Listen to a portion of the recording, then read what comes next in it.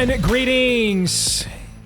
Happy Wednesday. Welcome to the Steve Deace Show here live and on demand on Blaze TV, radio, and podcast with Todd Erzin and Aaron McIntyre. I am Steve Deace. We are brought to you by our friends over at First Cup Coffee Company, the Christian-owned Patriot Coffee Company that stands for the same core values that you do, but don't get their coffee for that reason.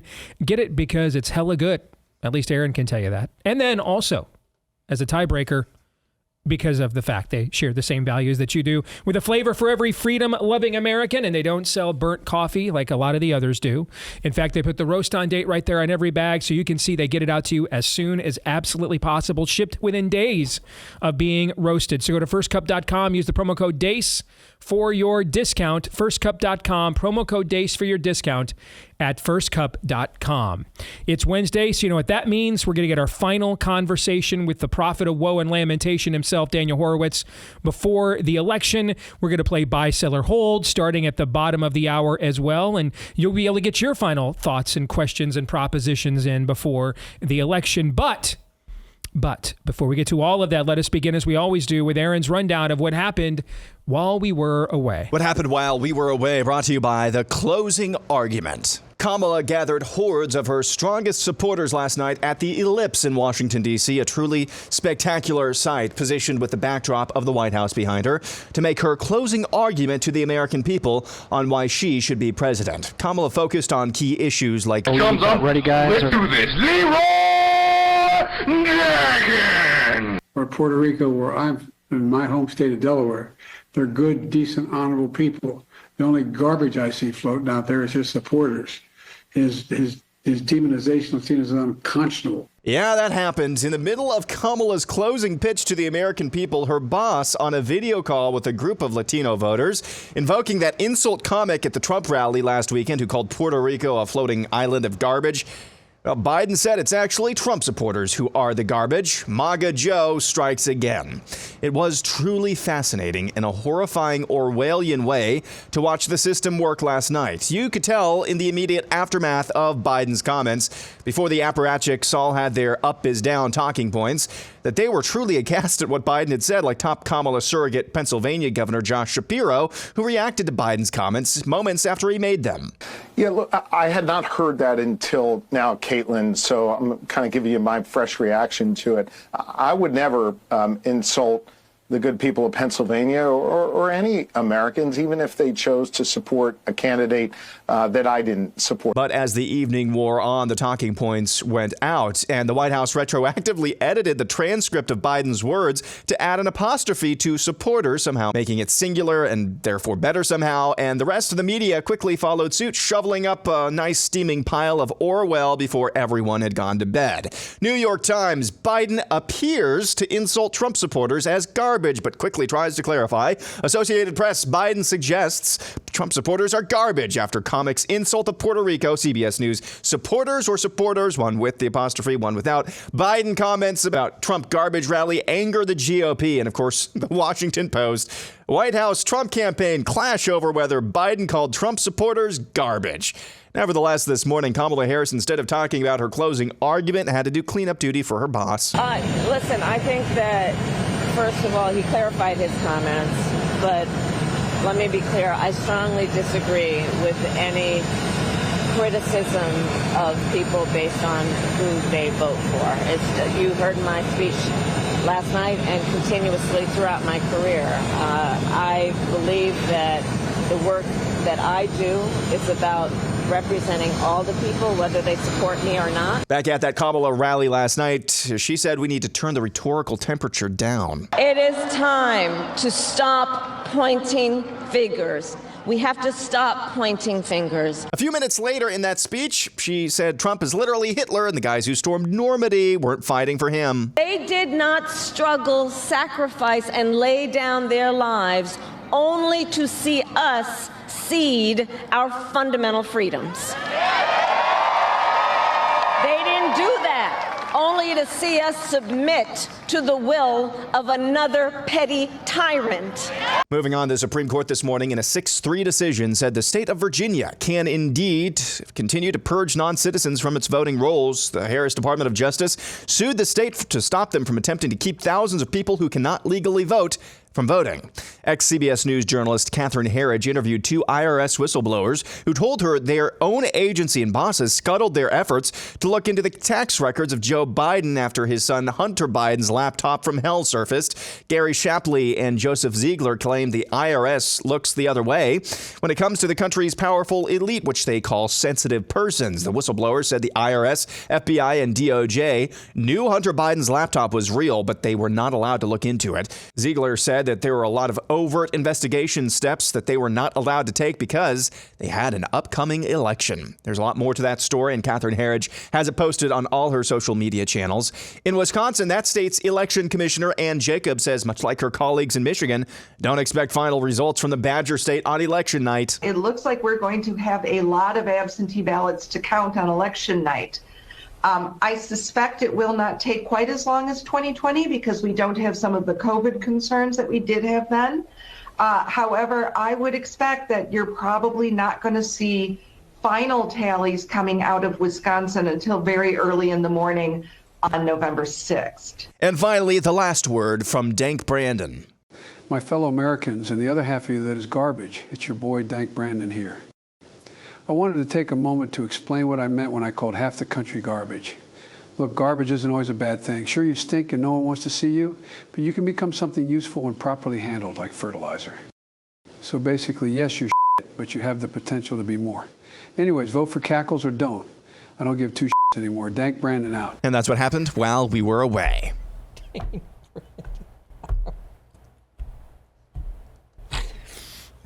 That slayed me, that last line. Dang, Brandon out.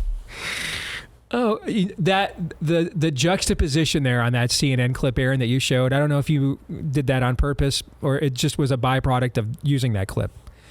But CNN running a chyron accusing Trump of stoking fears about election fraud as the election commissioner of Wisconsin is on their channel atop that very chyron.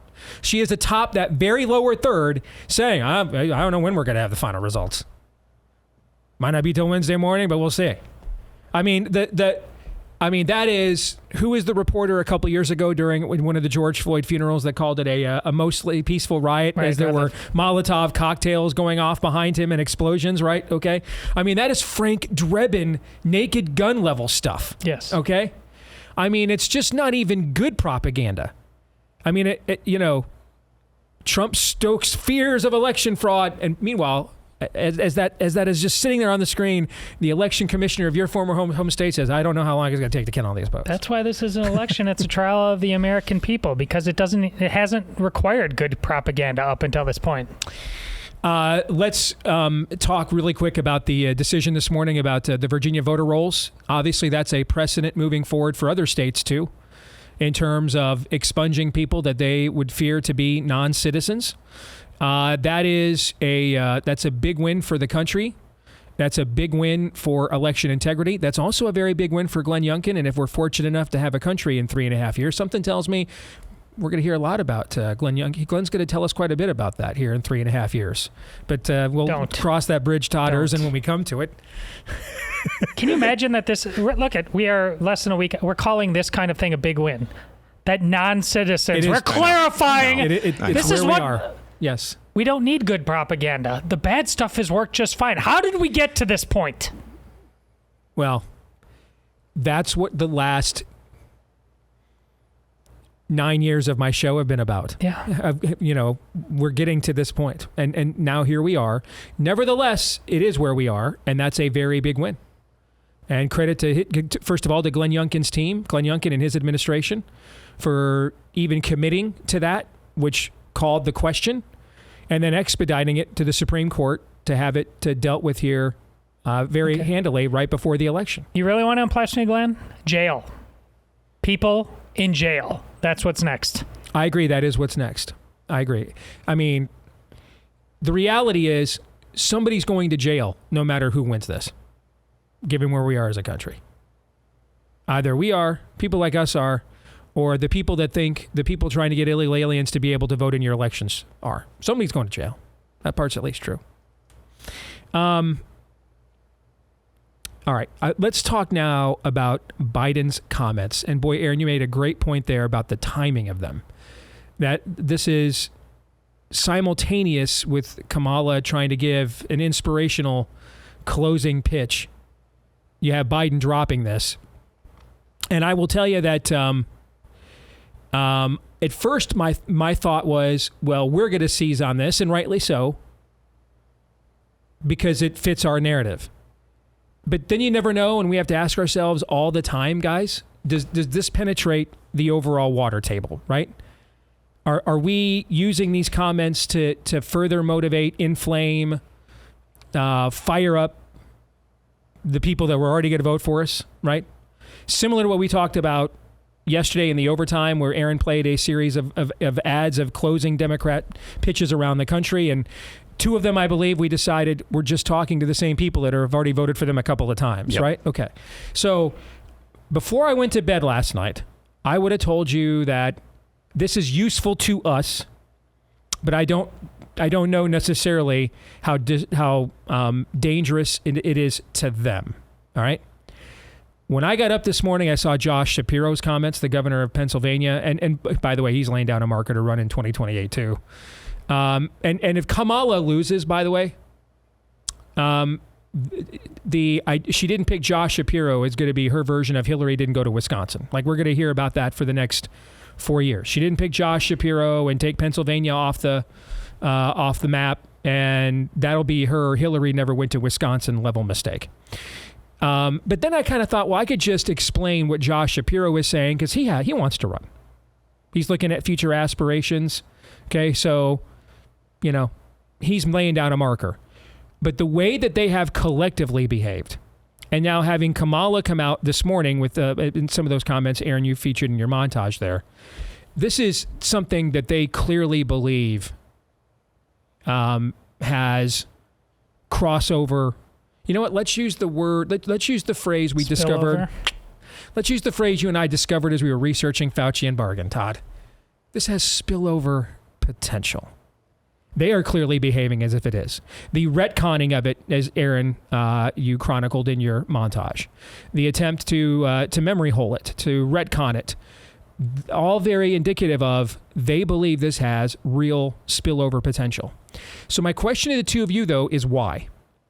Because at the final speech President Biden gave before the 22 midterms is when he stood in front of that red backdrop, shook his fist, and in a very Grandpa Simpson way, which is all the juice he's got left, essentially did a formalized version of that soundbite for a speech.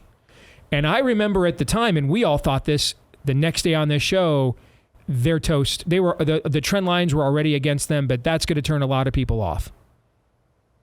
And then the 2022 election happened, right?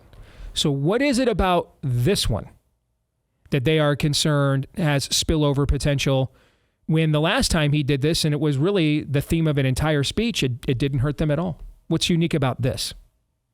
Is it just the timing, that the economy and stuff is worse, they're less popular? Is it just that simple, or is there more? I'm not totally convinced they're super concerned. I think they were at the very outset, because I even saw a headline from the Associated Press that out and out said Biden called Trump supporters garbage. I think there's also a distinction as well. That speech that he gave in Philadelphia, he couched almost all of his most violent rhetoric as being directed towards MAGA members of Congress. So there was always that out. Well, I wasn't talking about his supporters. I was just talking about members of Congress. This is a whole catch-all phrase. This is anybody who supports Donald Trump is garbage. So that might be why. But then once the up is down talking points went out, I think they just they all locked shields. They all circled the wagons. And now, I think this is going to be maybe less than a day. Nobody's going to be talking about this tomorrow. That's not the world we should be living in. And I hope the Trump campaign presses this all week long and forces people to talk about it. But NPR this morning on their morning edition didn't say a syllable about this story. Not a syllable. This morning, the morning after, they did have another story about Trump's, that insult comic nobody's heard of, his comments at the Trump rally last weekend. That's how they operate. Much, much, much more is at stake for them this time. You have to, and you just said this fairly recently, Stephen, but you have to try to look at this from their point of view. Now, we wanted to win in 2022 because, put on the brakes of the insanity, hopefully govern. Of course, we kid ourselves that Republicans are interested in that, but we continue to ride that ride. I think the Democrats honestly could have taken it either way in 2022, because even if the GOP won in those midterms, then they've got a tin can to run against right now.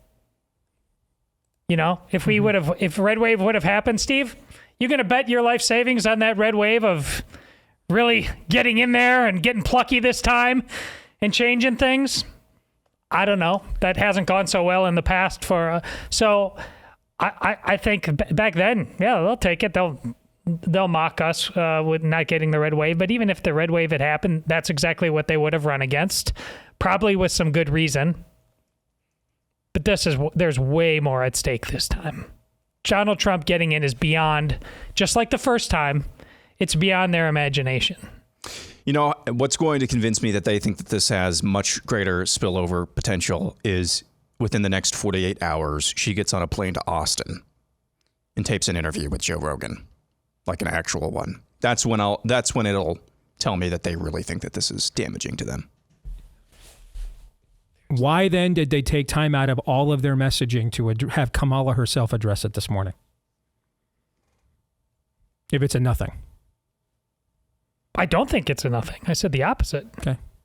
Well, I know you did. She was gaggling with reporters. You think it came up organically, basically? She was asked about it by a reporter. Lord knows one thing she does a lot, Aaron, just gaggling with reporters. I'm just saying, man. I'm just saying. I'm always going to err on the side of. I'm not saying this. I didn't say this is enough. This should be the everything burger a week before the election. I'm just trying to get in the mind of how they think. Okay. And so they are not going to be a story tomorrow because nothing is. That's just true of almost. And I mean, we shoot presidential candidates, and it's not a story the next day. So that part I agree with you, just as a general default. Let's do Occam's razor. I think there's just a ton of tension between the Biden and Kamala camps. See, I also thought this was she has struggled with what's different about you than Joe Biden. And there is part of me that thinks they can seize on this maybe to draw some kind of differentiation. She can come up with some kind of an answer, right? Because how many awful sound bites and clips and viral clips have there been, largely from people like The View and CBS News asking her this. I mean, we didn't bring it up. Her own people, her own media is asking her, right? And she has just looked deer in the headlights trying to say what's different about you and Biden. Maybe I also wonder, are they trying to seize on this themselves to say, well, here's something. We got something that's different between the two of us, maybe. A little bit of both, perhaps. I don't know. There's a lot of chainsaws. I will tell you, when I went to bed last night, I would not have predicted the level of backtracking that the Democrats would make collectively about this comment. I did not anticipate that. So it means something. Yeah, but did they though? I mean, yeah, they're being asked about it. Do we know the reporter? I mean, was it a Fox News reporter who asked her about it? She didn't apologize. I don't know. She didn't apologize. Yeah. I'm just making the distinction that before the talking points went out, they thought that this thing was going to be damaging. Then after they came out, they said, "Well, we're not going to talk about this at all." So if it's not going to be talked about at all, how can it not be a nothing burger? Fair. So when we talk about the stakes, and I've talked about how this is, this is a worldview steel cage match. Two worldviews enter, only one is coming out. And I think now we have our two defining vernaculars for who these two worldviews are in a post-Christian America. What are these two worldviews? And the one where the ostracizing of one side towards the other causes that side to then embrace the ostracization as a label, right? Like the gym I go to, I see a woman that has worn a childless cat lady shirt multiple times to the gym. Okay. She also wears like a bunch of teacher union stuff, but that fits exactly my point. Okay. The other now is the garbage comment. So I ran a flash poll this morning with these two labels. Not surprisingly, in our audience, 97% said they're American garbage and not childless cat lady. Okay. Those results are not surprising. But these are the current manifestations, in my view, of the worldviews. You have the childless cat lady side. And these are either you are one of these people and think it is your mission to run your neighborhood, run your school board, run your family. You're completely down with pagan matriarchy. Or you're willing to permit it, or you're too cowardly to stop it, like Sean Astin, hosting cringe Zoom calls of, white guys for Kamala. To have a struggle session to show that I'm virtue signaling here. And the manifestation of that in the past, it's been the mask, right? The Vax card, the Ukraine flag. For this election, the manifestation of that is the J.D. Vance label, the childless cat lady. And that you think childless cat ladies ought to run America, or you're too cowardly to stop it and can't be bothered while they go ahead and just run the country anyway. To me, the other manifestation is the American garbage. And these are people that have place some value priority on some semblance of the founding values and vision of the country. Although a lot of that is not discipled, a lot of that is not well thought out. It's more instinctive than anything else. Like, this doesn't feel right.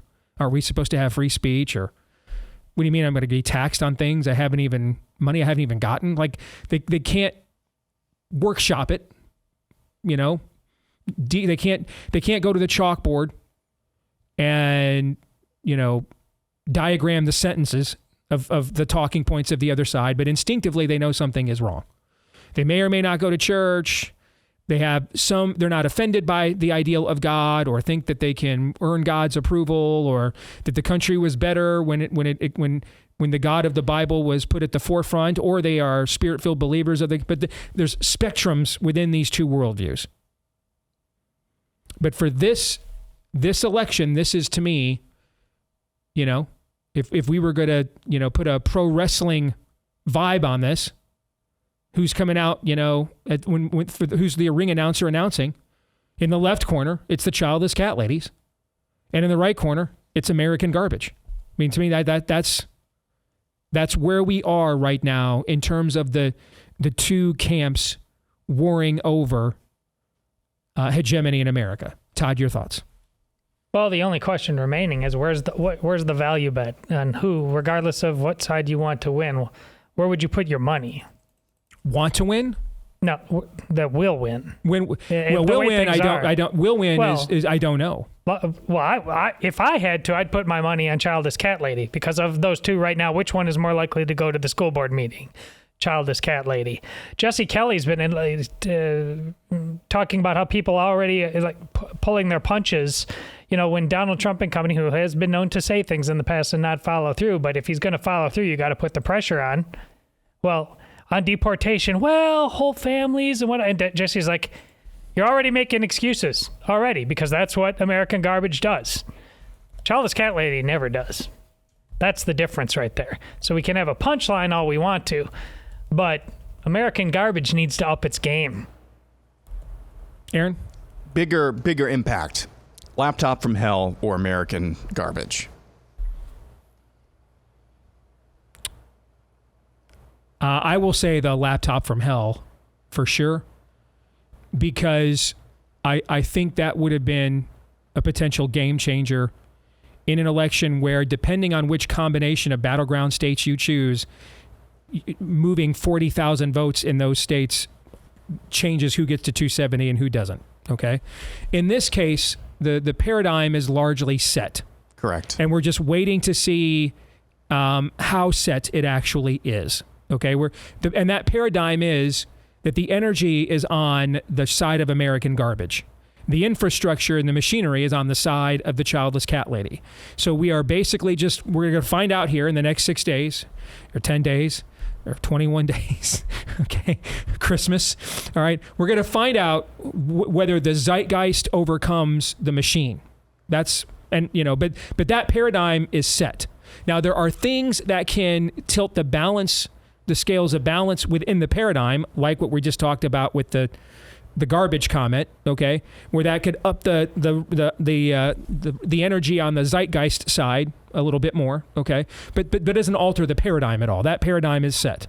The Hunter Biden laptop story, that entire election was a referendum on Donald Trump and whether or not you thought he did a good enough job navigating the country in a year of crisis and was worthy of giving another 4 years to or not.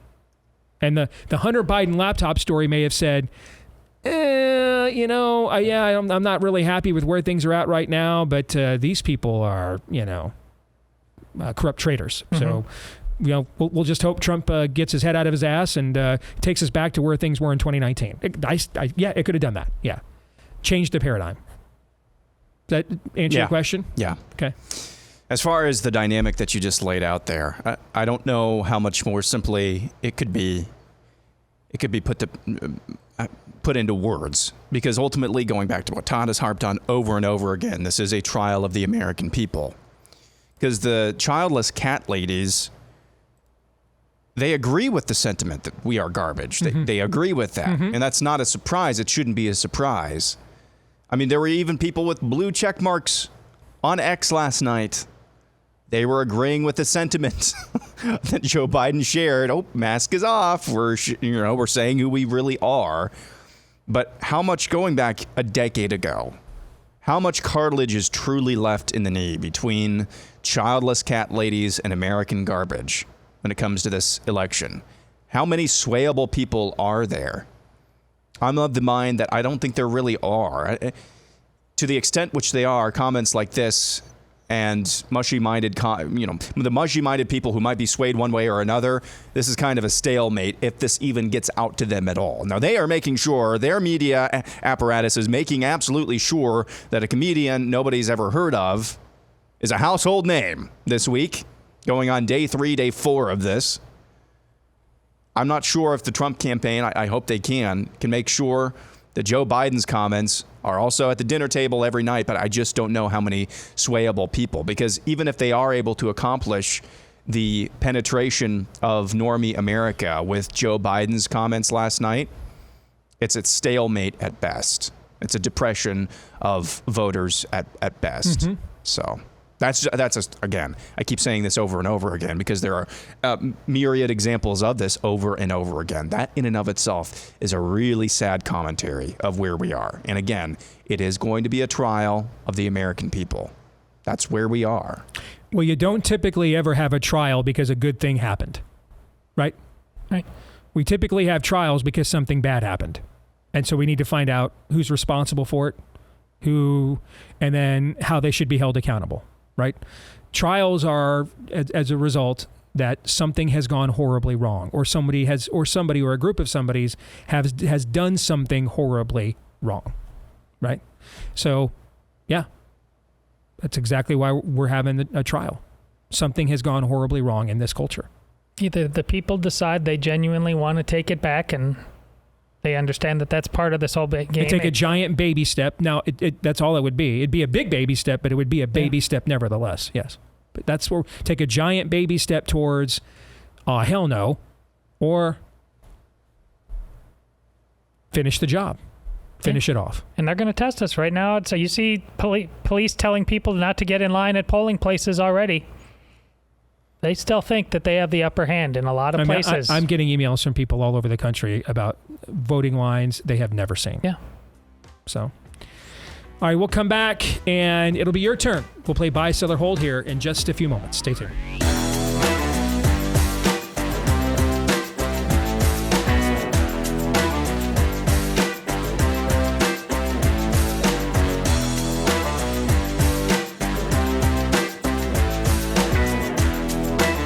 Back here on the Steve Deace Show, and one of the things we're the most proud of here at The Blaze is our partnership with Preborn, because together We estimate we have helped to save tens of thousands of babies and their mamas from making a soul-wounding sin of murdering their own children. And it's done because everything preborn does is free of charge, from the conscience, the confrontation with the conscience that is the ultrasound, so that the mom hears a heartbeat that is not her own and realizes that is a live human being.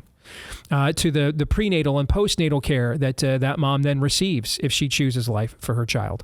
All that stuff is done for her and for her baby and the cause of life. All of it is done for free, although none of it is actually free. Okay, and so this is where we come in. If you want to make a tax-deductible donation today, you could be the next person that has a hand in a miracle. All right, make that donation today. Dial pound 250, say the keyword baby on your mobile phone. That's dial pound 250, keyword baby on your mobile phone, or even simpler, go to preborn.com/Steve. Again, head over there right now. Let's keep this ministry going at preborn.com/Steve. And with that, it is time to play Buy, Sell, or Hold. It is the final edition of this before the 2024 election, so I am sure we've got some doozies, Todd, teed up for us. You and I are going to decide over the course of the next hour. We'll get through as many of these as we can, and then what remains we will get to in the overtime today for Blaze TV subscribers. So you and I are going to decide, are we going to buy that? Are we going to sell that? Okay. And then once we use the hold, we can use it if we need to. Once we use the hold, though, we have outed ourselves as unworthy of the mantle known as dude. We have violated the dude code. And so this week's penalty is you've got to listen to some George Michael alone with Tim Walz. Because I think we all know what kind of mood George Michael puts Tim Walz in, Todd. Expected worse? Bow chicka wow wow. I did expect worse, though. All right, so buckle up. Aaron, go ahead. All right, quick programming note as well. We're actually double dipping with Daniel Horowitz this week. He'll join us later on in this show, and then he's going to be on the Deace group this week as well. That's right, because this Friday is November the 1st, and I forgot about that. Yeah. So thank you for reminding me of that. We're going to have double woe and lamentation. Yes. Double woe and lamentation. Token White Man will begin. A multi-generational Mount Rushmore of iconic opening credits musical scores. Oh, this is one of the best submissions we've ever had. Better live up to the hype. Okay, go ahead. Mount Rushmore of iconic opening credits musical scores. Superman the movie. Yeah, 100. Yes. Star Wars. Of course. Gone with the Wind. Okay. I mean, it's an all-time great film. Okay. The Third Man. What is that? What is The Third Man? I can't remember, but in this for this exercise, it's an attempt to be too smart by a half. Is what it is. It's an attempt to be too smart by a half. I mean, honorable mention Jaws. I mean, it was going well, Todd. And the nostalgia was high. It might be true, but I've never even heard of it, so I've got to sell. And then it became a metaphor for the fact we were once a great country here at the end. I'm listening to it right now, and it was going well. Man, it was going so well. I mean, it really was. It was going really well. Going excellent. Don't come in here and try to be a hipster. Yeah, don't do that. Play the hits, man. Play the hits. So here's the thing, though. I just feel from a nostalgia standpoint, I can't sell that because the first three, particularly the first two, are automatics. I mean, absolute automatics. Absolute automatics. So I will buy. But I am disappointed in how it finished. Yes.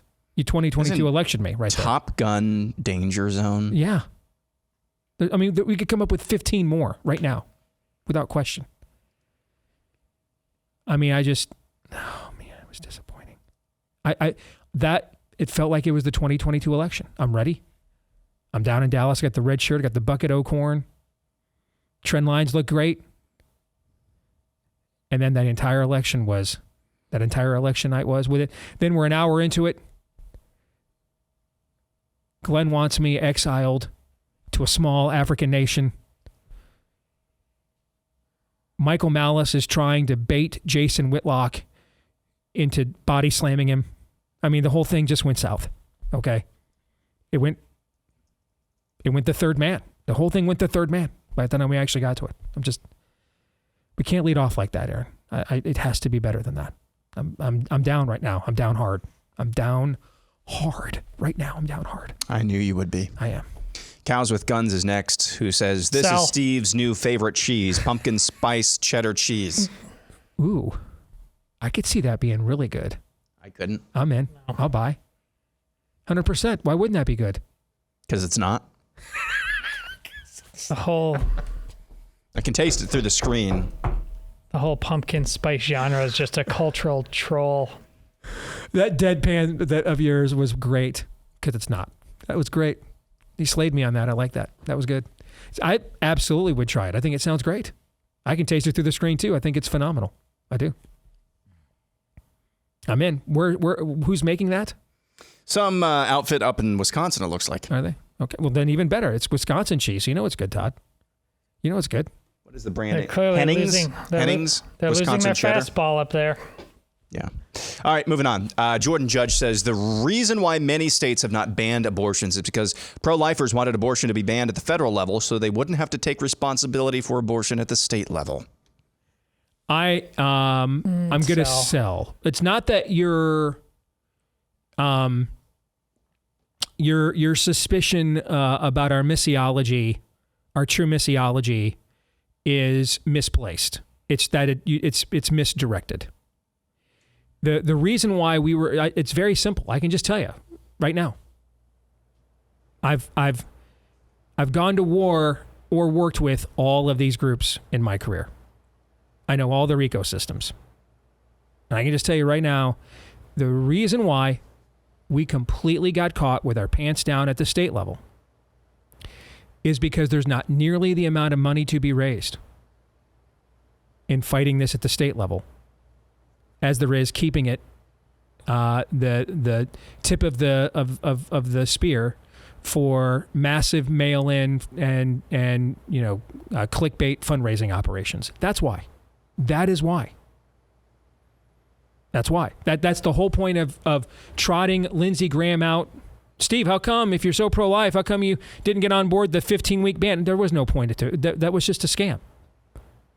First of all, if yet Lindsey Graham's your point person, run. Okay? That's your first hint.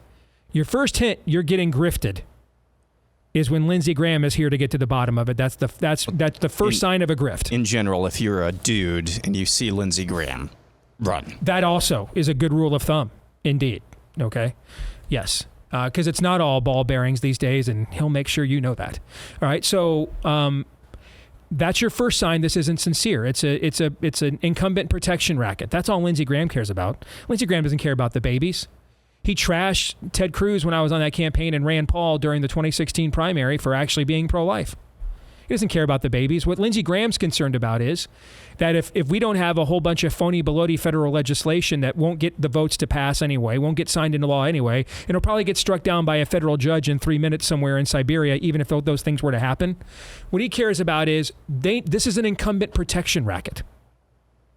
They need to convince people like you to vote for a bunch of terrible Republicans like Tom Tillis, John Cornyn, John Thune, Mitch McConnell. The list is long and undistinguished. They need to convince you to vote for all these people in the primaries and keep them protected. Give them their pro-life We Below badge.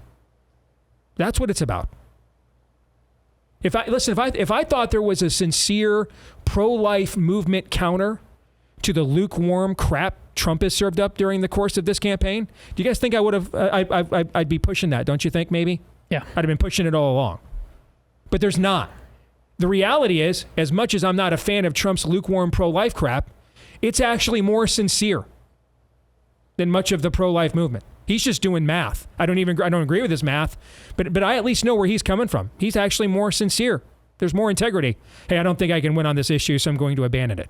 I don't agree with that, but at least I know what his motivations are. The other side, I don't know what their motivations are, because half the people you see trumpeting our message on camera are really believing it, and the other half don't. Or if they do, they believe in it as long as it's directed in the direction that benefits them the most. That's why. I mean, that's why we went from Casey, and then it took 30 years to start crafting legislation that would actually even get to the point of challenging the premise of Roe in the first place. They didn't want to, guys. So the reality is that if the battle is waged at the state level, that is going to impact the fundraising and seat at the tableism of big national groups. And that's why. Everything Steve said is true there, but I even see in your raise you didn't even mention the church. And fundamentally using Steve's lispy voice as he talked about and wrote about, just a couple of weeks ago, when there's churches out there that won't let you put a no to Amendment 4 type of sign out there because the lost might not, that kind of... The federal government could have been more authentic and more efficient in terms of its big babiness. And it still would have ultimately had a fundamental problem if the church has been as, well, we don't like to engage in politics kind of thing going on. So it's bad on multiple fronts. Next, we go to Mini Bomber. Political candidates doing long-form interviews on popular podcasts will be the standard for the foreseeable future. The age of corporate news gatekeeping is over. First of all, I love the fact that because of the way you format this, we get to look at the visual of that pumpkin spice cheese the whole rest of the way. I love that. How do you want me to fix this? Maybe we are garbage. But I'm gonna buy. But since you're gonna sell, I'll let you go first. This is what we do. We think this is a fait accompli, and we always forget that the other side always outworks us. You have to have the kind of person who wants to do this. A lot of people on the right don't want to do this because they don't know what they think for 5 minutes, let alone for 3 hours. Guys, it's not even close to this simple. The opportunity is there, absolutely. But old media, they're not done. They're happy to lie. If you have to make this happen. That will be a trial of the American people too. What are you prepared to do? Show me. Impress me, by all means. Because I see guys in the Yankees stands fighting harder for a foul ball, proving everything I've ever said about sports were right. But when it comes to this stuff, you don't show up. So you're going to have to show me. First of all, I have to buy because your submission is the premise of my entire analysis of the Rogan-Trump interview and its impact. I would only sell if Trump loses. If Trump loses, they're not like us, okay? And I haven't said that in a while, but let me repeat what I was saying the entire time they were pushing Joe Biden out. They are not like us. They are way more principled, ruthless. Correct. Okay. And so if they win, out of fear of what you wrote there, they are going to use whatever power they can to limit the ability of a Joe Rogan to do this anymore. They will absolutely do that. Now, we're going to have to fight 90% of the Republicans. If we win, we're going to have to fight 90% of the Republicans that we just voted for to deport any non-criminal illegal alien, meaning somebody that didn't commit a crime while they were already here. We'll have to fight 90% of the Republicans elected anywhere in the United States to do that. Okay? So if they win, they will absolutely use the levers of power to make sure what you articulated does not occur. But because what you articulated is my own analysis, and I think Trump is going to win, I will buy. I mean, to illustrate what Todd was talking about, I mean, they're going to have their dirty tricks pried from their cold, dead hands. Yesterday we were talking about, is Jeff Bezos really serious about reforming the Washington Post? And then this morning, the Washington Post, Biden may or may not have said garbage. Yeah, who knows? It's a mystery. Nobody's gonna figure it out. Before we get out of here, we have some strong opinions on the third man. Georgia Farmer says, you missed the multi-generational point of that first submission. I'm 80 years old, and the theme of Third Man is absolutely iconic. I Was Promised a Good Time says, Third Man is an Orson Welles movie from the late 40s. No, just no. Shulva 1189 says, the Third Man is obviously the correct choice, and I'm sorry the hosts are apparently Zoomers who have never heard of it. John Housen says, no, I'm surprised the opening soundtrack of The Third Man didn't result in a Rickroll, and I would have rather had that. I think we were trolled. Goodness gracious, did not mean to set off a firestorm, but here we are. Okay, strong opinions on that. None of that, but I think there's way more obvious choices. And by the way, we bought on Gone with the Wind. That movie was released, 1938, 1939? Yeah. So, there you go. And John Endicott says, the worst podcast name in the history of podcasts is Dudes on Dudes with Gronk and Julian Edelman. Yeah. Is that what they called it? Dudes on Dudes? Yeah, I've heard the commercials. I mean, Dudes on Dudes is what they called it. Yes. No one's wearing leather chaps. No one's busted out the Freddie Mercury karaoke, and they're calling it Dudes on Dudes. It's a sports bro delight. Dudes on Dudes. Man, both of those guys could squash me before breakfast, but that, I'm telling you, that's a dude code violation. You cannot call it Dudes on Dudes. You can't do that. I mean, that's just, that's real. That's not a troll. They did call it Dudes on Dudes. I think they're just sports bro folk heroes. I think they're just. Is that brought to you by tampon bins in the boys' bathroom? Dudes on Dudes. This is where is YMCA the opening theme, or I told you yesterday, or maybe in the Navy? That's more even blatantly gay. That Bears dude, there was nothing unique going on there. He's just trying to keep up with the fans. That's what was happening there. Gayer song in the Navy or YMCA? Todd, your thoughts? I just learned recently, wasn't Julian Edelman was a quarterback in college, wasn't he? Yeah, like at Kent State or something, right? Yeah. Now he's hosting Dudes on Dudes. Yeah. What a career arc. Hour 2 is next.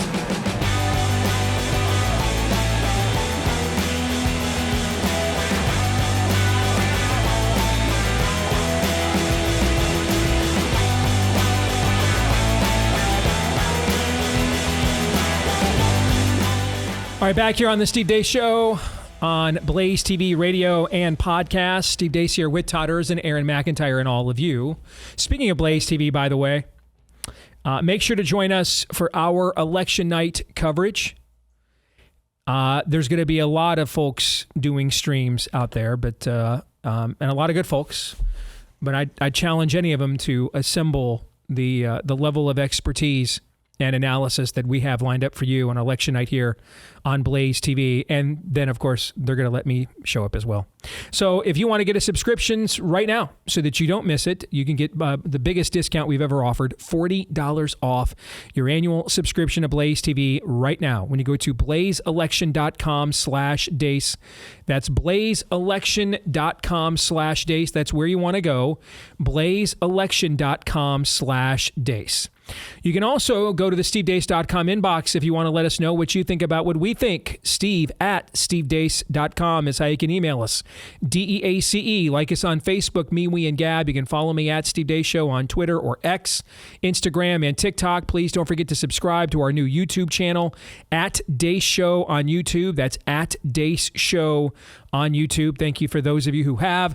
And then if you listen to the podcast version of the program, hit subscribe, or if you're on iTunes, follow, and that'll make sure every time we do a new show, it shows up in your podcast feed there on your mobile phone or your device. And then also, if you love the show, feel free to leave us a 5-star review, and we thank all of you that have done that for us as well. Before we get back to buy, sell, or hold, I want to share an email I just received on the garbage comments from Biden and why Democrats have been more defensive of this than I anticipated they were going to be before I went to bed last night. John writes, I think you guys respectfully missed the forest through the trees in that discussion. It's as simple as this. Trump's appeal is that he makes voters believe that he cares about the rank and file citizens. To a lesser extent, he has also exposed the Democrats as the party of the elites and not the little guy. That's why he's having greater success than traditional Republicans with minorities and low-income persons. People are starved for a government that works for them and doesn't screw them over. This was the same as the Democrats distorting Mitt Romney's quote about not caring about 50% of the population. The binders full of women, I think is what he's talking about there.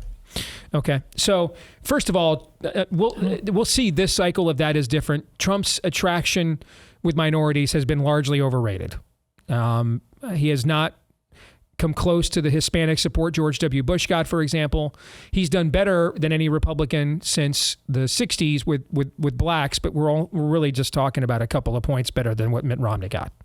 Now, it does look like that's trending better in this cycle, but we'll see on Election Day when we actually get to see some votes. You're exactly correct, though, that Trump has greatly overperformed traditional Americans or traditional Republicans with working class, rural, lower income Americans. You're correct about that 100% for all the reasons, John, that you articulated there. So your thoughts on what John had to say. But we've known that for a while. We're not overlooking it. That's a given. We're trying to figure out why it could suddenly gain traction now. You're not wrong about that, but that's been a known. I didn't feel like it was, and I think that's behind Steve why you thought it would be kind of a nothing burger, because it just Correct. applied to what the pots that had already been sorted. Correct. Yeah, the little guy does have not a nothing burger. Let me rephrase that. Yeah. I thought it would energize our side. Yeah, that it wouldn't have a spillover potential. But for all the reasons that Yes. this is a known. Yep. People who have worn the MAGA hats from the very beginning. I don't know. We're not missing anything. I just think we're not going to be redundant either. When I talk about spillover potential, what I mean again by that is there is a bifurcated America, okay? And there's not a long list of things now that if you cross those red lines, you're just done no matter where you try to go and succeed and thrive in America. Those are vestiges of a long dead now social compact. So Nike can run shoes with Colin Kaepernick, cops or pigs, and have nobody in our America buy them at all and still make billions of dollars because everybody in the other America, because we're bifurcated, everybody in the other America will buy them. Right? Okay. So, Tim Tebow can have a wonderful career post-football doing public ministry and speaking and advocacy in our America. He's not going to do any of that in their America, right? He'll get to speak at the Dove Awards, not the Grammys. See what I'm saying? Mm-hmm. Okay. So there's a bifurcated America. And so what you're always trying to figure out, if you're in our shoes, is what has spillover potential from one of the Americas to the other. Meaning that it, the reason why, if you go back, a great example of this, the reason why they did the COVID vaccine mandate when they did, even though their CDC director had just gone on CNN a month before and admitted that the COVID vaccine does not work. It doesn't stop people that don't have the virus from getting it, and it doesn't even protect the people who already took the shot from not getting the virus and spreading it. She admitted this on CNN on August 6th. September 7th, I think it was, a month later, Biden issues that. Why? Because the Afghan pullout had occurred during this time period as well, that summer. And that had massive spillover potential.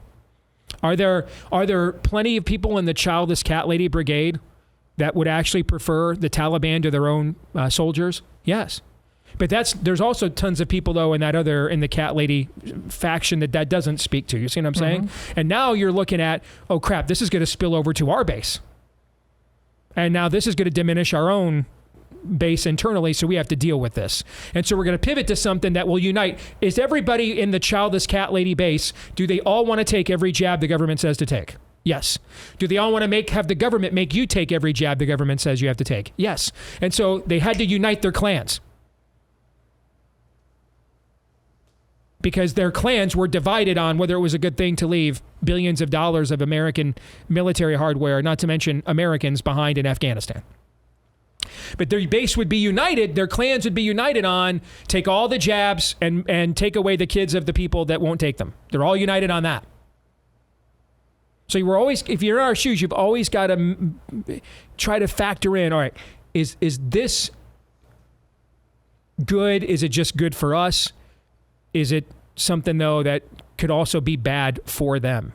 Because what's good for us or good for them is not always bad for us or bad for them, because it's bifurcated again. We're in a separate America. Two wholly different countries living together now. So that's what we meant by trying to measure that. But I do think that, John, you do raise a good point. If you are concerned that you're going to lose those groups, those working class, those union voters, guys, there's a story every day of a union not endorsing Kamala Harris. Mm-hmm. So I think John does raise a decent point where that's concerned. I also want to say this since I brought up the jab. I just got this note from Patrick in Ohio. Would you like to clarify people refusing to vote on principle over vaccine issues, constitutional infringement grounds, are cowards letting Kamala and baby killers get elected? I don't know how many more times I have to say this. I've said this 20,000 times. If you don't want to vote for Donald Trump because of the mistakes he made with COVID that have not been reconciled or repented of, how many times more do I have to say I have no argument against that? I mean, I have prefaced almost all of my rants about this election and voting for Trump with that disclaimer. Maybe, Patrick, you tuned in the one day that I did not do so over the previous 7,965 days that I did. So I just want to clarify that for the final time, period. You want to know what the biggest thing I've learned in working in broadcasting, not just the last almost 10 years for you. What's that? But also working in Christian radio before. There's a segment of people who will always hear what they want to hear no matter what. Mm-hmm. So there's that. Ready to move on with Buy, Sell, or Hold? You bet.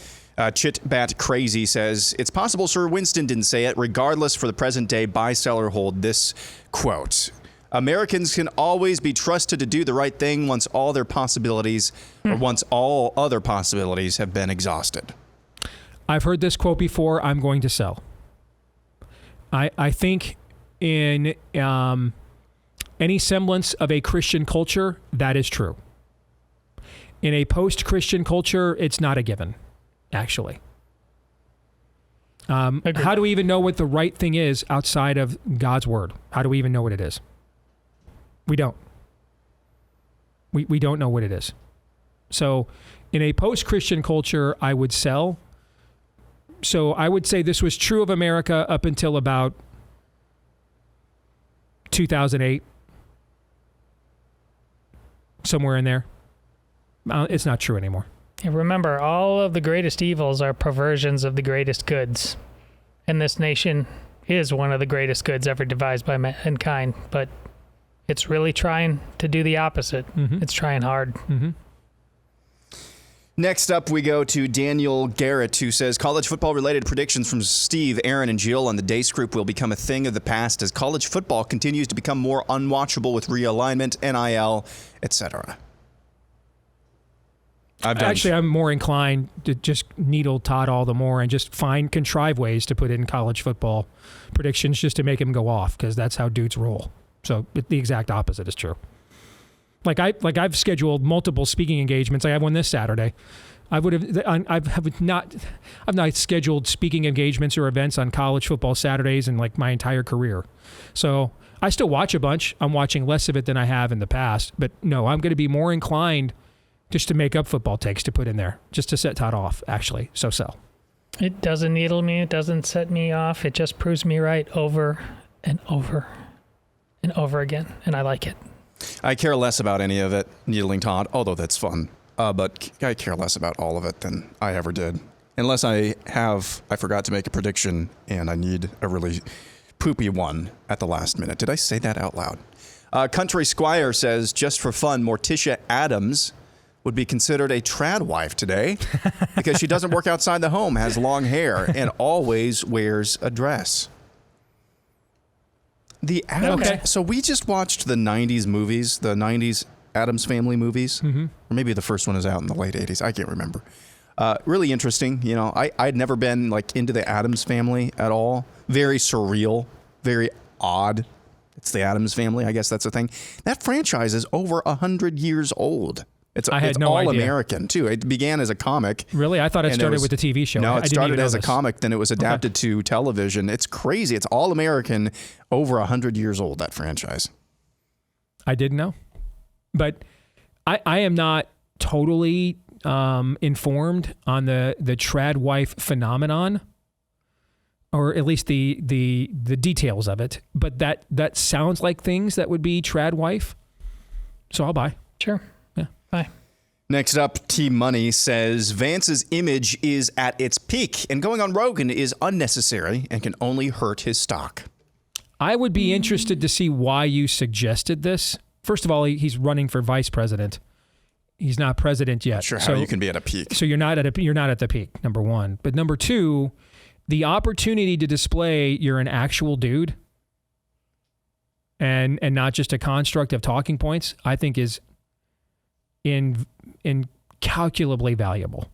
And that's what Joe Rogan provides. So I will for certain sell on that. I'd love to know why you think that when you suggested it. Yeah, sell as well. Next, Joe Allen says Marco Rubio would be a decent compromise choice as Republican leader, should pass muster with the rhinos and would likely be acceptable to the Cruz or Lee wing. Trump also likes him. I mean, would he be a dramatic would he be good? No. Would he be a dramatic upgrade of what we had? Yes. So I'd be in favor of it. I also think Marco Rubio would love a cabinet position. No. And to get out of the Senate. I also think that. So I'll buy. I mean, listen, I don't think Rick Scott would be good. Someone, a bunch of my buddies around the country texted me last night. Oh, a bunch, like three. Three of my buddies around the country last night texted me about Rick Scott going on Laura Loomer's show. I didn't know she had one, but apparently she does. And that's kind of crazy. Nice. Lobbying himself to be the new Senate leader in place of Mitch. And I replied back to all three of my buddies around the country who sent it to me. Listen, if that nutter can get Trump to put his thumb on the scale to make Rick Scott Senate leader, I'll blow her kisses myself. Okay. Now, Rick Scott would not be good, but he would be solar systems better than Thune and Cornyn. Solar systems better. I'd say the same thing about Rubio. Now, I think Rubio would be better than Rick Scott. Maybe not good, maybe closer to good, but a dramatic upgrade over the McConnell wing for sure. I'll narrowly buy. All right, next we go to this. I want to get Todd's thought on this. Matt's collection says if Obi-Wan killed Darth Vader at the end of the Kenobi series, it would have made him a murderer and put him on the path of the dark side of the Force.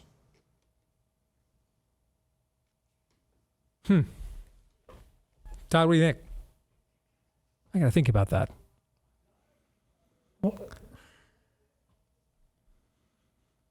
Because they clearly, Kenobi and Yoda clearly want Luke to kill Darth Vader. In fact, they have that debate, and Luke says, I can't kill my own father. And Yoda says, well, then the Emperor's already won. You know? So I can see that this is a gray area to some degree. But by this time, you know, Anakin has already slaughtered the younglings. If that's not justification, if you see the Jedi as some kind of version of enforcement mechanism of the Republic, which is what they were, and not necessarily soldiers, but you know then that would be, if that's not cause for a form of capital punishment, then I don't know what is. I think we could sit around here for the next 12:15, Aaron. I think we could probably break this down for the next 45 minutes. Yes. No, because I mean there's several moral tentacles here that I would advocate pursuing them all. Todd, your thoughts? This is the set your feet take of the Star Wars world. And there's still people who think when I say set your feet that it's a positive thing. You've totally lost the script. What are you talking about? Do you have any idea what the movies are for? What the sports are for? What the point is at all?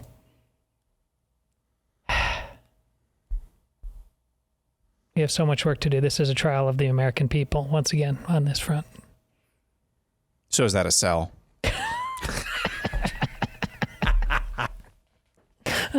Well, hold on. Before we move on, Aaron, your thoughts on this. Go ahead. Break it down for us. I don't remember the Kenobi series. I know I watched it, so I'm going to have to sell. Must not have been that memorable. For me, anyway. I just got a picture from... they didn't leave their name. I have an email address, but I don't want to give that out out loud. It says they're an avid P1 listener. That means, man, they're top tier, devoted to the show. They sent me a picture of a strip mall, and inside this strip mall there is studio massage.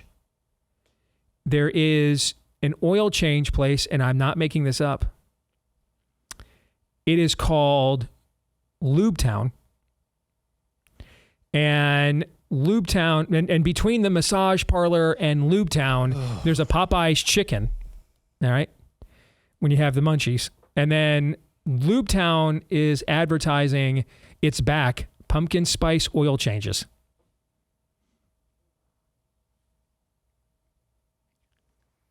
That picture is saying a lot. That picture is saying a lot. Todd, your thoughts? All right, let's move on. Aaron. YOLO JK BRB JC says the presidential result below is the Nebraska establishment Republicans' worst nightmare, especially if they're still counting ballots a week after the election in Michigan, Pennsylvania, and Wisconsin. This is a 270 to win map for those of you listening that has Democrats winning 270 to 268, with Trump winning Nevada and Arizona and North Carolina and Georgia, and Democrats winning the blue wall states. There's the possibility of this is not zero. Nope. That's higher than maybe it's ever been. Yeah, it's. I mean, I still wouldn't predict it just because it's just so statistically difficult to pull it off. But I also agree with Aaron. I think the likelihood of it is higher than it's ever been. Now, what does that mean? Does it still mean it's maybe barely 20%? Yeah, I'd probably put that number. I wouldn't go any higher than that. But that's nothing. That's not nothing. And if you are a Nebraska Republican and this goes down,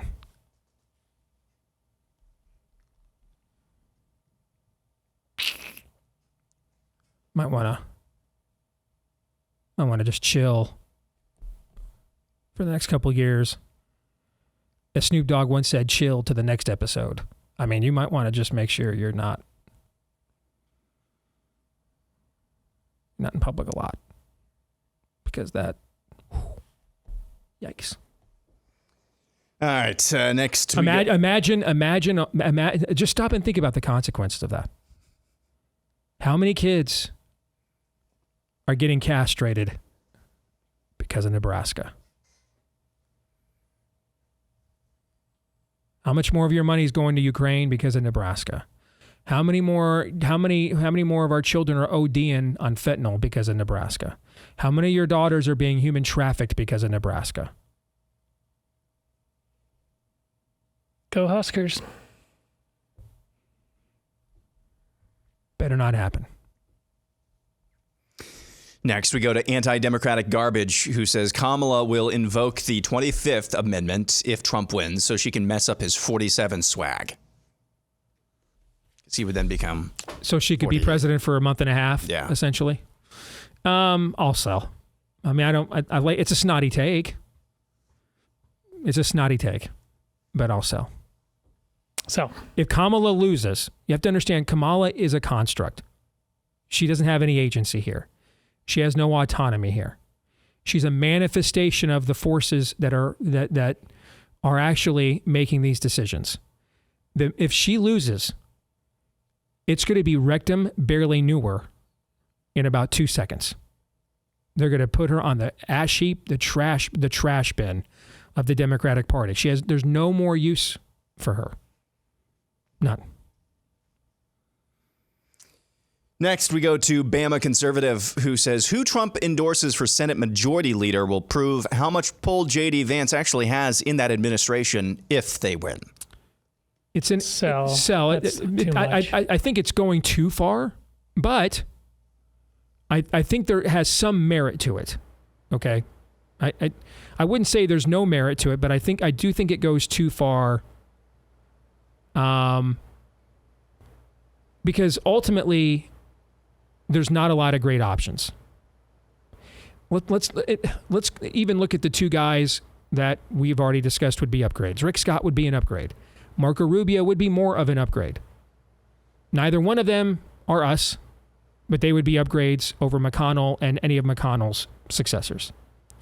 But here's what we don't know.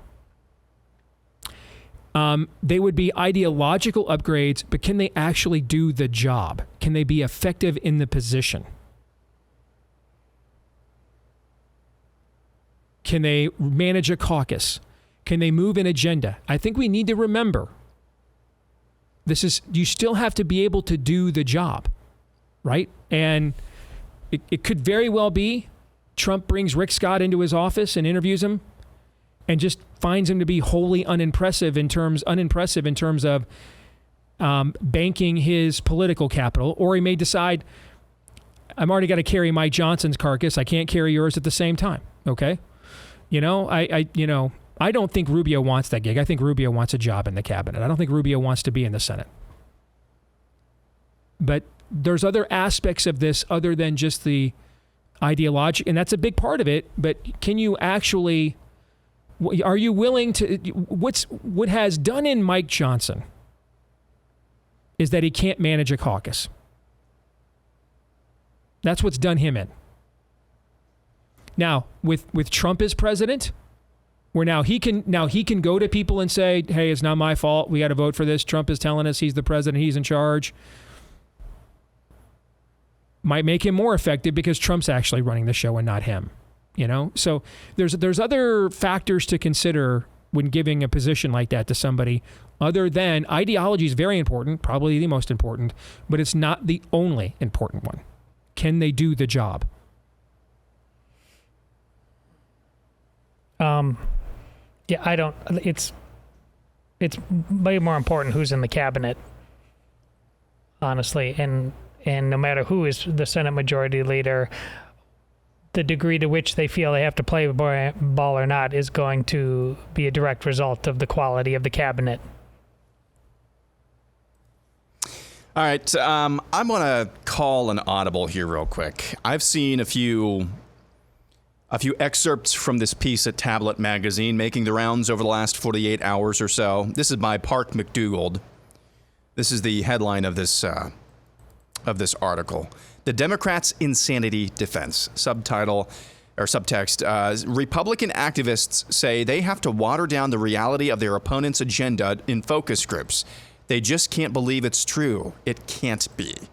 This article cites a GOP staffer who's currently working on a competitive congressional race, telling the author that one problem his campaign regularly faces is that aspects of the Democratic governance are simply too insane for voters to find credible, even when they are documented as official U.S. government policy. Quote, when you outline the Democratic agenda, you have to water it down because both polling and focus groups, people just don't believe it. They're critical of things like boys and girls sports, but they tune out stuff about schools not informing parents about transitioning their kids. They just don't believe it's true. Yeah. It can't be. Buy, sell, or hold.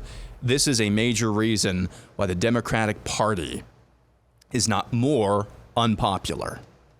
Is that voters 100% buy. Yeah. Okay. But it's so crazy. Would I actually believe this?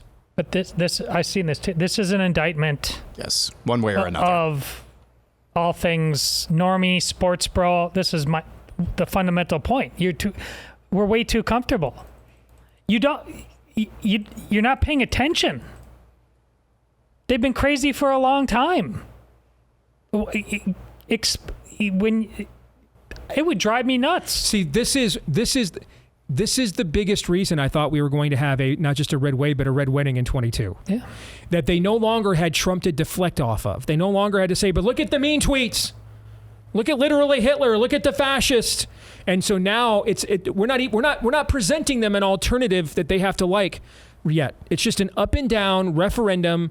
Now that you're witnessing and feeling and experiencing their crazy for yourself, and there's no more fig leaves now. They have total power. You can see what these people are and who they are and what they want. Like we had just seen what happened in Virginia when Youngkin won. People in a county that went for Obama start finding out that their daughters are getting raped by boys in the school locker room, and the principal's like, well, that's just we're LGBTQ affirming here, so let your daughters get raped and get out of my office. And that is basically what carried Glenn Youngkin to the governor's office in Virginia. And so I'm thinking, if that can happen in Virginia, guys, guess what? It can happen all over the country. And now there's no more distractions, no more deflections. They have to own their own agenda. The normies have to admit we told them the truth. And they didn't show up. So I 100% buy this, guys. 100,000% believe this. This is the Cornelius Fudge phenomenon analogy that I brought up. The Minister of Magic in the Harry Potter series. In the Order of Phoenix, you've got this stupid snot-nosed teenager telling me that the biggest villain of history has returned, reincarnated somehow. No, he hasn't. Or Jor-El goes to the Council of Krypton and says, we've got to get out, the planet's going to blow up. No, it's not.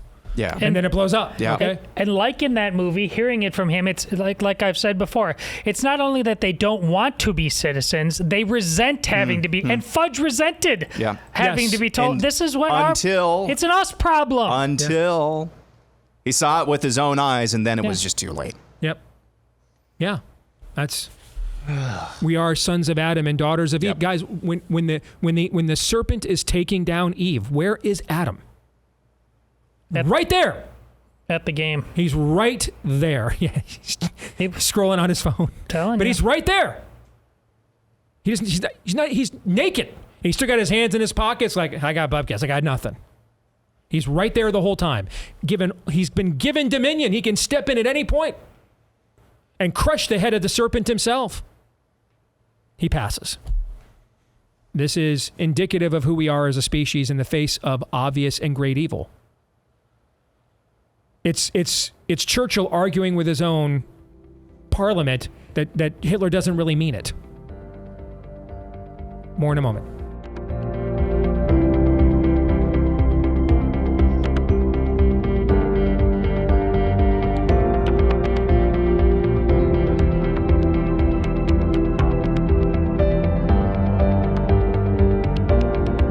All right, back here on the Steve Deace Show, we are powered by our friends over at Relief Factor.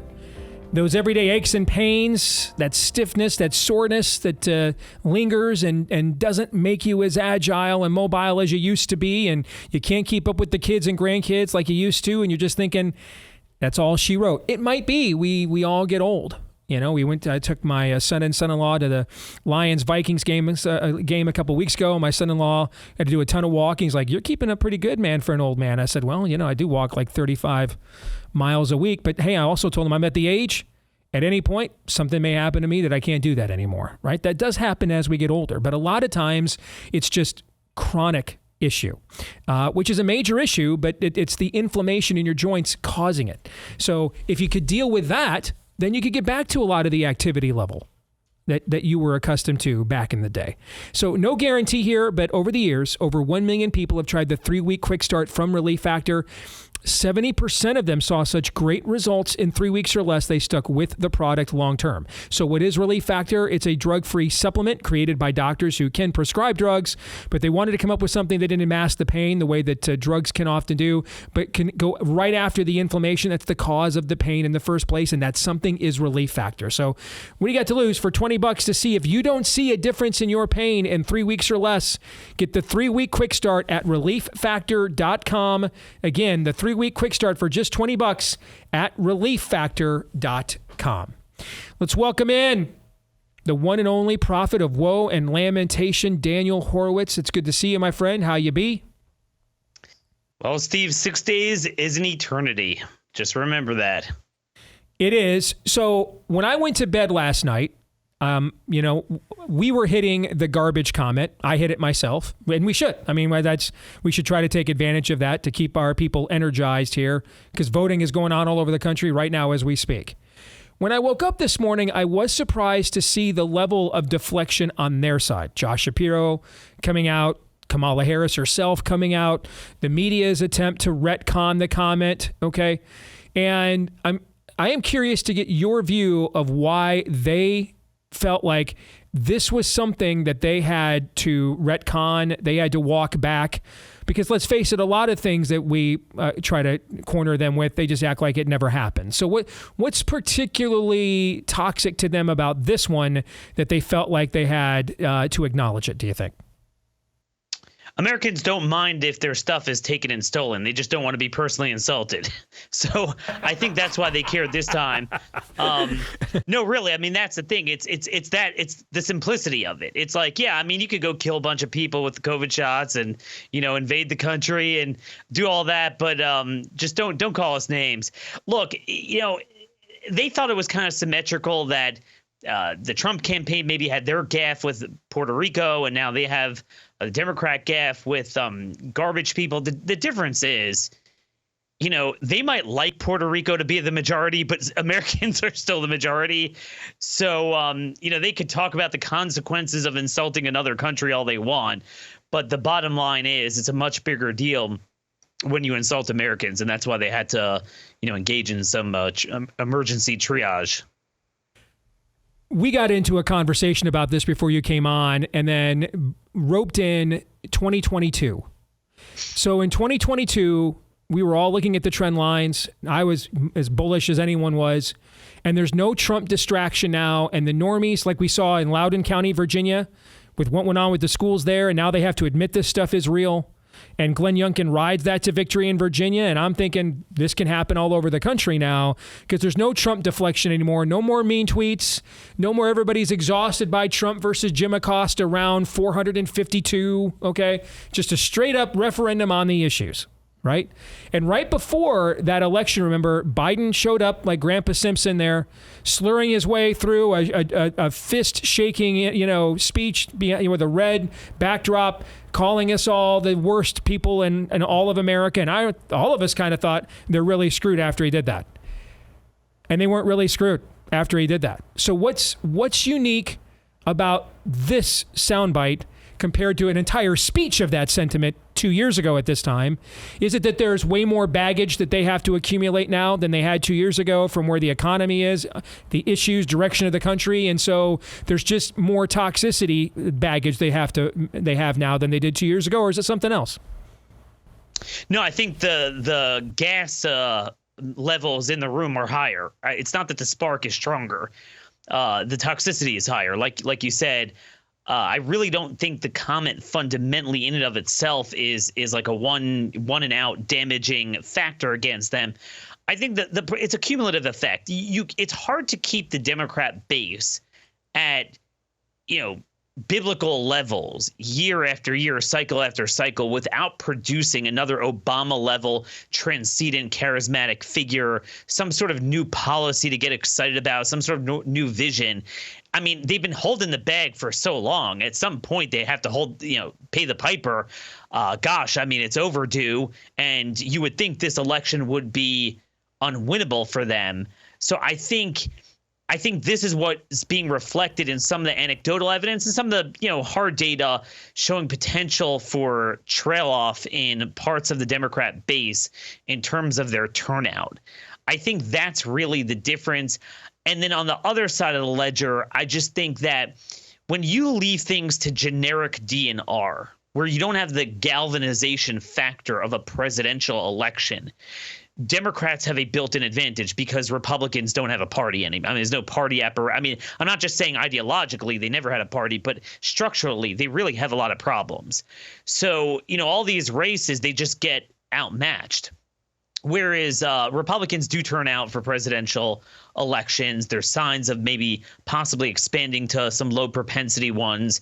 And I think that's what's cutting into it. But I will say, Steve, and I hope I'm wrong, but where I do differ pretty much from, I think, all of our colleagues now, is that I don't think the fundamentals of the last number of years have changed, in that the high propensity white college educated voters that were bleeding were continuing to bleed. And I think that is going to provide a very conflicting, bizarre election outcome that's not uniform state by state, office by office. And I think it's what makes it so close and hard to predict.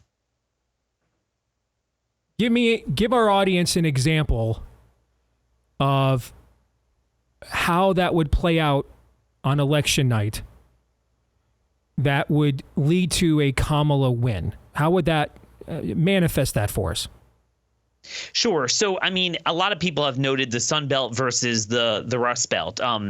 In the Sun Belt, you have a dynamic where you have minorities that in some level have turned over to Republican. You certainly see this a lot in Texas, but really, Arizona, Nevada, Georgia to a lesser extent with the black voters, but also the lack of turnout for the Democrats, which is partially what fatally wounded Hillary Clinton in 2016. But then Republicans continuing to bleed some of these suburban districts. So whereas statewide, it might work out for them there, but for some congressional seats like the Omaha Bay seat, it would put them in trouble there, where polls seem to consistently have Trump doing much worse there than even in 2020, which was a historically bad performance for Republicans. And then you move over to the Rust Belt. Those negative factors against Dems seem to be less potent. And then on the flip side, therefore, the bleeding for Republicans among college-educated whites is more of a factor as a percentage of the pie. So then it's a matter of they need to reinvent the wheel with some of these low-propensity voters to counteract that. Is that going to come through for them? That's really the question. So, I mean, nobody wants to hear this, Steve. It would be awful. But I really, really do believe that it is very distinctively possible you could end the night where it looks like Trump's going to get 268 and, or 262. Nevada's kind of funny. Early voting's good there, but, there's a machine there. Who knows? But it doesn't matter whether he wins it or not. Nevada really doesn't matter. He's got to win Pennsylvania or one of the states. Right. But I think, in my view, it would be Pennsylvania that would be the closest. And I think it could go either way. I think it really hinges on that. I think, as much as it sounds conventional wisdom, I really do think that Pennsylvania is the tipping state, and I give a slight advantage to the Democrats. I mean, the Nebraska made it so that Kamala doesn't have to win any Sunbelt states. Yeah. I mean, we just have to learn how to do this. Okay, I love it. The reality, what would the Democrats do in the same situation? Whatever gave them the advantage in every single cycle that they had the power to do, and that's what we should have done. Nebraska Republicans should have said, you know what? Because in this election, it would benefit us to not proportion it out. We're not going to. And then in future election, in the next election, if it looks like it would benefit us to proportion it, guess what we're going to do? We'll do that. All right? Because there's nothing wrong with that. That's called winning, right? That's called winning. They are perfectly within their power to do those things, all right? It's at the statute level, legislatively. They could have done those things. Instead, they made it. I mean, we were talking about this before you came on. If I am a Nebraska elected official and Trump ends up with 268, I mean, I'm not kidding you, man. Don't go out in public for like 3 years. I mean, because everyone's going to look at you and say, you're why my kid died of a fentanyl overdose from the 2 millionth illegal that came across the border. You're why we send another $100 billion to Ukraine to do whatever the hell is going on. Or the war that never ends, yet we see no war footage of in 3 damn years. The war that never ends, yet we see no war footage of like ever. Okay, the war that never ends, we never see any footage of. Right? You can still go online on YouTube and get more footage of the 1979 Iran-Iraq war than you can get of the current Ukraine war. Right? You're going to be why. A Nebraska Republican is going to be why that elected official is going to be why that happens. I mean, that's going to be one of the all-time acts of treachery right there. all-time acts. I mean, Steve, have you ever heard of Nebraska Initiative 437 and 439? No. You know, we all know from Florida 3 and 4, right? Everyone engaged. Nobody has ever heard of that. It's the same thing. So they have a marijuana one, and they have an abortion chop shop till birth one, and they have a competing one, which is 434, which would, you know, be a pro-life or somewhat pro-life amendment. And there's a reason we haven't heard of it, because there is no major Nebraska official, including the governor and any of these lovely senators, you know, I don't hear Deb Fischer talking too much about it, that will lift a finger. And Steve, you know, I know people are going to hate me, but I almost want this outcome. You know why? Because everything's but the Democrats, but the media. Okay. Oh, you know, everything's someone else. And it would turn out that the one thing our side gives a damn about, to the exclusion of everything else, which is the presidential election, will hinge upon what you had dominion over with supermajority trifectas, but you don't focus on the quality of those trifectas, and you have a bunch of dog Republicans there, and it's reflective of every issue downstream, you know, life, spending, Green New Deal, you name it, immigration, crime, it's all there, but we don't care. We just care about the presidential election. Now, what if you lose your presidential election because you had sucky Republican and all but, you know, in name only, taken over these places, and multiply that by every other state except for Florida? Final thing. I got about 2 minutes here. We were talking about paradigm shifters, and going back to 2020, that Hunter's laptop could have been a paradigm shifter at the end, because the paradigm of that election was people were upset with Trump before we got into that cycle. The 2018 midterms did not go well, but then all the crises of 2020, did he manage them well? Who would manage them better? So it was a referendum on him. And if people fully get exposed to the laptop from hell in an election where if you choose the right swing states and move 40,000 votes around, you change who gets to 270 compared to the other guy, right? Would there have been enough voters who said, okay, maybe Trump's had a bad year, but these corrupt people we can't give the country to, so the answer is no. Maybe. I kind of think the paradigm of this election is set. You have the zeitgeist and energy that is with Trump versus their machine. And there's going to be events like maybe this garbage comment that tips the scales of the ratio within that paradigm in terms of what advantage it gives here or there. But I think that paradigm, Daniel, is largely set now. Your thoughts? I think it's been set for a long time. I don't think there's any catalyzing event whatsoever. I think it's a matter of has Democrat control gone on for too long that it's finally woken up enough of those people that you need to wake up? And I think fundamentally it winds up being a tactical game of there's multiple trends that are true at the same time, which I think is responsible for a lot of the conflicting polling, which is often just, you know, you can't have two things be true at once. Like even blue states are in play, but even red states are in play for the other side. The bottom line is, you know, Trump is bleeding white college educated voters, but at the same time, there is truth about minorities maybe not turning out more Republican. And then this sports bro, maybe Joe Rogan, young, multiracial, predominantly male group of low propensity voters coming over. The question is the amounts on each side, the amount of gains and the amount of bleeding on white college educated. That's where it's going to rise or fall. All right, great stuff, my friend. We'll see you Friday. You're going to be on the Deace group for the first time, so that should be fun. I get to modify my prediction one more time. Thank you, Daniel. We'll see you then. You bet. All right, what do you guys think? Before we get out of here, we got about a minute and a half. Oh, well, Daniel's an important and honest reminder when he's talking about, you know, but the Democrats, et cetera, that it's a reminder. Our side kind of sucks. You have to be honest about that, and he is with a refreshing level of candor always. We must be better. A Donald Trump victory gives us an opportunity to be better, but it's not a guarantee of anything other than a loss if we don't improve ourselves, because the GOP is busted and old. Honestly, the comment last night from Joe Biden, our side really has not earned. Donald Trump provides us an opportunity to earn the badge of honor of being garbage.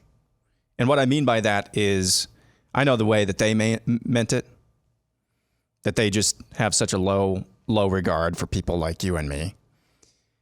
I want them to mean it in the way that we really see you all as a threat to us. We really see you all as being a thorn in our side. Every single state house around the country, every single local race around the country. Then that's why you're garbage. I want them to mean it like that in the future. So what Donald Trump provides is a little bit of extra time to maybe regroup, circle the wagons the right way. It's not the finish line. It's the first leg of a very, very long race. All right, that'll do it for today's show. We're going to stick around and do overtime for subscribers and finish out your submissions for buy, sell, or hold. For the rest of you, we will see you tomorrow, noon to 2 Eastern, right after Glenn Beck and right here on Blaze TV. Until then, Romans 8:28.